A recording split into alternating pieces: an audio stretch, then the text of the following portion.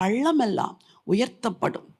சிலருடைய மேட்டிமை பெருமையை உங்களால் மாற்றவே முடியவில்லை.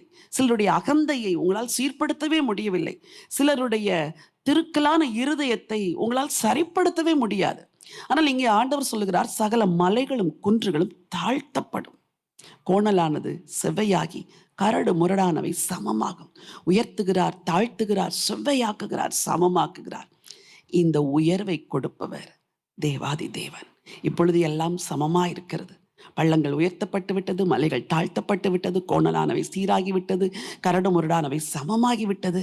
வாழ்க்கை இன்பமாயிருக்கிறது.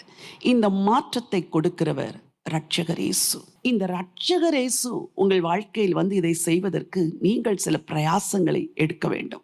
இந்த அதிகாரம் யோவான் ஸ்நானனின் ஊழியத்தை குறித்து சொல்லி துவங்குகிற அதிகாரம். வனாந்திரத்திலே கூப்பிடுவருடைய சத்தம். யோவான் தேவனின் சத்தமாயிருந்தார். நீங்கள் கூட ஆண்டவரின் சத்தமாயிருக்க வேண்டும்.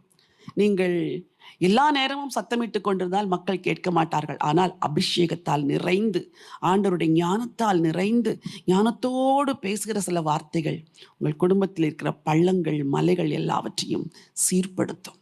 சில ஞானமற்ற வார்த்தைகள், ஞானமற்ற உரையாடல்கள் தான் குடும்பத்தின் பிரச்சனைகளுக்கே காரணமாய் மாறி இருக்கிறது. இன்னைக்கு ஆண்டவரை பார்த்து கேளுங்கள், என் வாழ்க்கையில் இருக்கிற பள்ளங்களை எல்லாம் உயர்த்துங்கப்பா, மலைகள் குன்றுகளை எல்லாம் தாழ்த்துங்கப்பா, கோணலானவைகளை எல்லாம் செவ்வையாக்குங்க, எங்களை ஆசீர்வதியுங்கள் என்று சொல்லுங்கள். நிச்சயமாய் தேவன் உங்களை ஆசீர்வதிப்பார்.